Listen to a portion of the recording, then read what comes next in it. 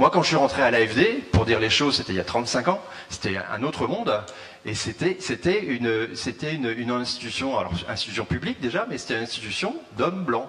C'est tout. Il n'y avait pas autre chose. Il y avait les femmes qui étaient là, c'était généralement des assistantes. Et il n'y avait pas de femmes cadres, etc. Donc on voit tout le chemin parcouru en termes d'égalité, de diversité. Et l'AFD a une approche très volontariste en la matière.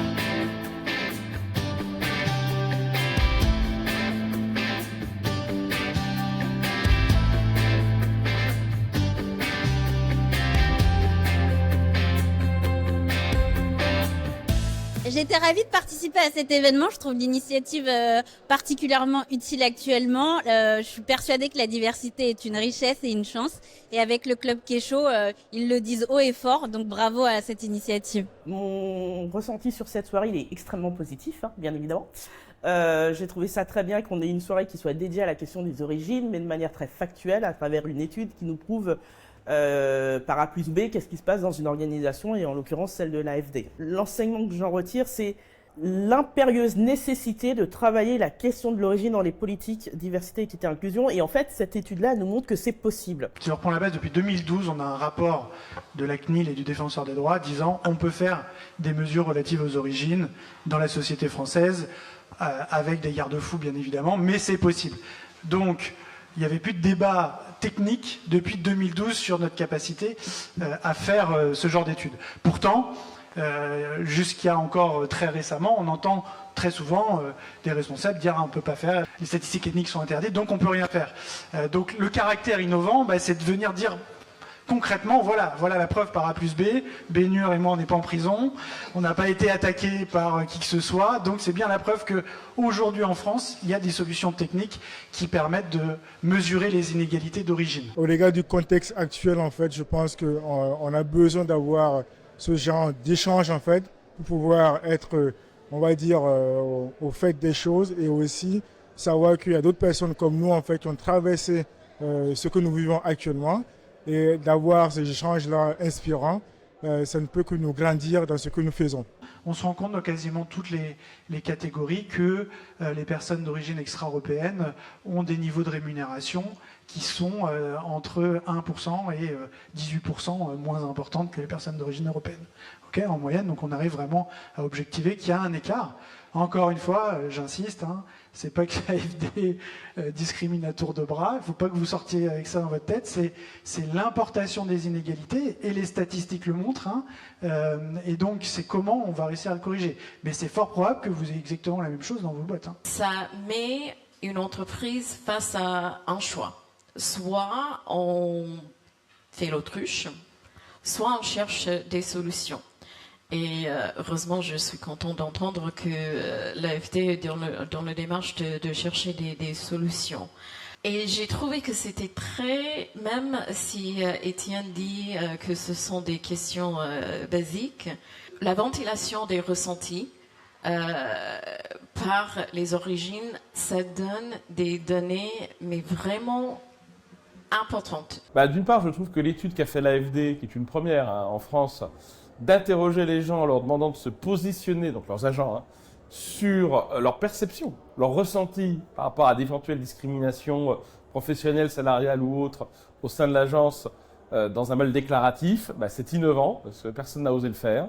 C'est autorisé, c'est légal et ça donne des renseignements. Peut-être que dans la vérité, dans les vrais chiffres, RH entre guillemets, il n'y a pas de tels écarts, mais si les gens le perçoivent, le pensent, ont ce sentiment, ça veut dire qu'il y a un petit souci qu'il faut le traiter. Moi, j'ai fait prépa à école d'ingé, donc clairement, ça rentre plutôt dans la partie droite du PowerPoint. Mais vous donner une anecdote sur comment je suis rentrée en prépa. J'étais bonne au lycée et je ne savais pas ce que c'était que la prépa. Et on m'a dit, va en prépa. Et moi, ma première question, c'était, c'est louche ton truc là, j'en ai jamais entendu parler. Est-ce que, quand j'irai en prépa, je pourrai retourner à la fac après et faire master, licence? Ils m'ont dit, oui, va en prépa, et tu verras. Et je trouve que cette anecdote, maintenant je me dis, c'est dommage que je connaissais pas tout ça, personne dans ma famille a fait des études, mais je trouve que ça permet de rencontrer parfois, l'occasion de rencontrer quelqu'un qui me parle de ça ou de ci, donc Et ça, je pense que c'est aussi ce qui est sous-jacent dans ce qui était indiqué dans les inégalités importées, c'est aussi les connaissances des opportunités. Et je pense que c'est encore plus fort ayant grandi en province que peut-être en région parisienne. Si cette étude est faite dans notre entreprise et qu'elle finit pas dans un placard, comme la plupart des études qui sont faites, voilà. Mais si cette étude est faite, et elle est bien faite, hein, franchement bravo, cette étude nous révèle quelque chose et il va falloir qu'on fasse vraiment quelque chose, oui, elle m'aurait aidé. On a pléthore d'études qui nous montrent aujourd'hui que la plupart des discriminations sont inconscientes. S'il n'y avait que les racistes, les sexistes, les homophobes qui discriminaient, il y aurait moins d'inégalités dans la société. Alors il faut lutter contre eux, mais il faut surtout lutter contre ces mécanismes qui font que, au bout du bout, j'ai une tendance à l'endogroupe, à privilégier la personne qui me ressemble. Et ça, c'est tout le travail d'objectivation des recrutements, de l'évolution, et c'est le boulot de formation des managers, de toutes les strates qui ont des prises de décision importantes pour qu'on vise. Donc j'ai une approche vraiment terrain. Pour moi, véritablement, mesurer les choses, c'est les comprendre, et comprendre, c'est agir. Donc je cherche à avancer avec du pragmatisme. Je ne suis pas aussi brillant que les intervenants qu'on a eu juste avant. Donc du pragmatisme, de l'efficacité, du concret, c'est ce qui nous anime avec mon équipe France sur les différents sites de production qu'on a, et puis le siège à Guyancourt.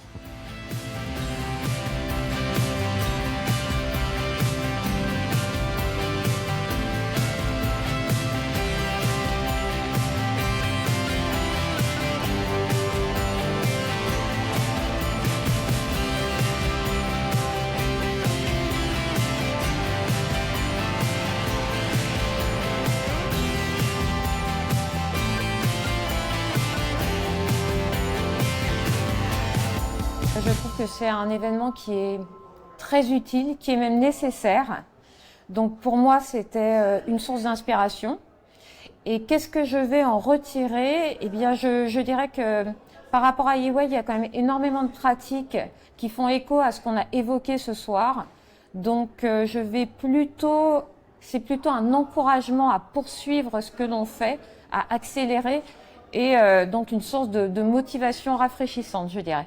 J'ai senti vraiment un public très intéressé par ce qui s'est dit, par les échanges, par le fond de l'étude, la façon dont ça a été mené, et donc en fait une attente assez forte en réalité, et comme si cette demande, elle était déjà ancienne, qu'on n'avait pas jusqu'à présent trouvé la manière d'y répondre, et qu'il y avait une première piste avec cette étude. Donc évidemment, je suis très, très, très fier d'avoir pu contribuer à donner une première réponse. Et j'espère que ça va inspirer d'autres entreprises pour pouvoir poursuivre dans cette voie. Je suis contente aujourd'hui d'avoir été là parce que j'ai pu découvrir des parcours incroyables d'intervenants qui m'ont vraiment inspirée, des femmes surtout. Ça fait du bien, ça fait plaisir de voir ce genre de représentation aujourd'hui. J'ai eu l'occasion de networker, de rencontrer plein de gens qui sont dans mon domaine et qui connaissent aussi les problématiques qu'on rencontre. Et juste pour ça, j'aimerais remercier toute l'équipe qui a travaillé à ça. Évidemment, je vous recommande à tous et à toutes de vous joindre à nous au prochain événement pour découvrir plus de choses, plus d'événements, rencontrer encore plus de monde et élargir le réseau, parce que c'est ça qui fait notre force, c'est de travailler tous ensemble. Grâce aujourd'hui aux différents clubs et surtout aux sociétés qui nous soutiennent, que ce soit Corteva, Bearing Point, BNP, Deloitte, EY, Airbus, l'AFD, on arrive à faire ce genre d'événements. Et ce sont des événements aujourd'hui qui fédèrent, qui montrent aujourd'hui que le problème de la diversité est un problème global qu'il faut traiter dans sa globalité et qui touche tout le monde. Et ceci est possible surtout parce que des clubs Afrique, dans chacune de ces sociétés, ont poussé pour que ce sujet soit porté à l'ordre du jour. Donc merci à tous pour cet événement, d'avoir participé à cet événement. C'est le 5e événement qu'on organise avec le Club Kesho et on est toujours aussi nombreux. On est toujours étonné d'avoir autant de monde, d'avoir de très beaux participants, d'avoir des intervenants de qualité, que ce soit des grosses entreprises, que ce soit des PME, que ce soit des journalistes. Et c'est quelque chose qui nous touche. On souhaite poursuivre justement cette aventure avec vous. On souhaite s'agrandir, faire plus d'événements, Nos entreprises nous ont accompagnés jusqu'ici et on souhaite qu'elles continuent à nous accompagner. Et surtout, on souhaite en récupérer d'autres. Merci à tous d'être venus à cet événement de Kesho sur lequel on a travaillé depuis un certain nombre de temps. Nous sommes très ravis d'avoir vu une telle participation, un tel engouement pour cet événement. Donc on espère que le thème mûrira dans chacune des entreprises qui étaient présentes lors de notre conférence pour qu'elles puissent continuer des efforts en ce sens. Merci à toutes et à tous. Aujourd'hui, le Club Kesho a su montrer que le sujet de la diversité ethnique, le sujet de la data peut être pris en main au sein d'une entreprise et elle peut être mesurée. Via l'étude qu'a fait l'AFD, aujourd'hui nous savons qu'une entreprise peut regarder sérieusement la trajectoire de ses collaborateurs en corrélation avec leurs origines. Cet événement est la première, mais nous allons faire encore d'autres événements pour pousser le sujet de diversité et inclusion au sein de nos entreprises. Merci à vous et à très bientôt. Comme on le dit au Club Kesho, l'avenir se construit aujourd'hui.